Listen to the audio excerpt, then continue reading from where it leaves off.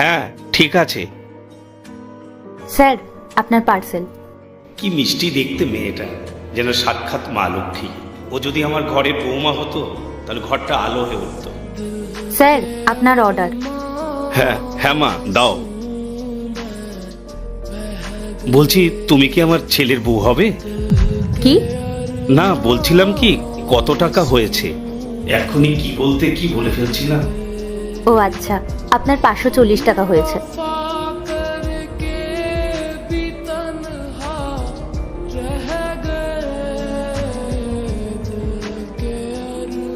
দাঁড়ান স্যার, আমার কাছে খুচরো আছে, আমি আপনাকে 60 টাকা ফেরত দিচ্ছি। না না মা, খুচরো ফেরত দিতে হবে না, তুমি রেখে দাও। না না স্যার, এটা তো আমার কাজ, আমি আপনাকে খুচরো দিচ্ছি, আপনি 1 মিনিট দাঁড়ান। না না, আমি বললাম ওটা তোমার কাছেই থাক।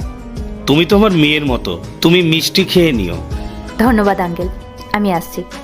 শোনো মা, বাইরে প্রচন্ড রোদ, যা গরম পড়েছে, তুমি একটু ঘরে এসে আরাম করে নাও, তারপর একটু জল খেয়ে পরে বাইরে যেও। না না আঙ্কেল, ঠিক আছে, আসলে আমার এখন অনেকগুলো পার্সেল দিতে হবে, আমার দেরি হয়ে যাবে, আসছি। মা, আমি তো তোমার বাবার মতো, রোদে গেলে শরীর খারাপ হবে। আমি বলছি তো, কিছুক্ষণ বসে যাও, তারপর রোদটা কমলে পরে যেও। আচ্ছা ঠিক আছে আঙ্কেল, আপনি যখন এত করে বলছেন।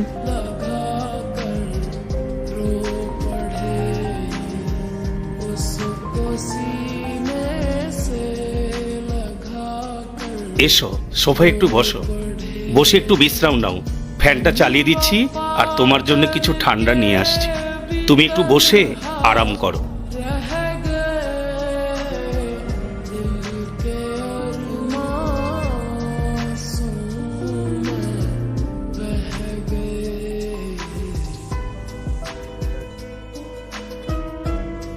বাবু, বাইরে একটা মেয়ে এসেছে, একবার দেখে আয়। কি সুন্দর দেখতে, যেন সাক্ষাৎ লক্ষ্মী প্রতিমা। ওফ বাবা, আমি তোমাকে কতবার বলেছি যে আমি কোনো মেয়েটের সঙ্গে দেখা করতে পারবো না। আমি তোমাকে এতবার বোঝাচ্ছি, তুমি তাও বুঝতে চাইছো না। কেন এরকম করছো আমার সাথে? বাবু, অন্তত আমার কথাটা তুই রাখ, একবার তুই দেখে আয়। যদি তোর না পছন্দ হয় আমি কিছু আপত্তি করব না, তুই একবার তোর সামনে গিয়ে দেখে আয়। বাবা দেখো, এমনিতেই আমার অনেক দেরি হয়ে গেছে, আমি এখন আর দাঁড়াতে পারবো না, আমি আসছি। বাবু, মেয়েটা বাইরের সোফায় বসে আছে, অন্তত একবার তুই দেখে যাস। ভগবান, অন্তত রাহুল যেন মেয়েটাকে একবার দেখে। আমি আর ওর বিয়ের চিন্তা মাথায় নিতে পারছি না। ও যে কবে আমার মনের অবস্থা বুঝবে।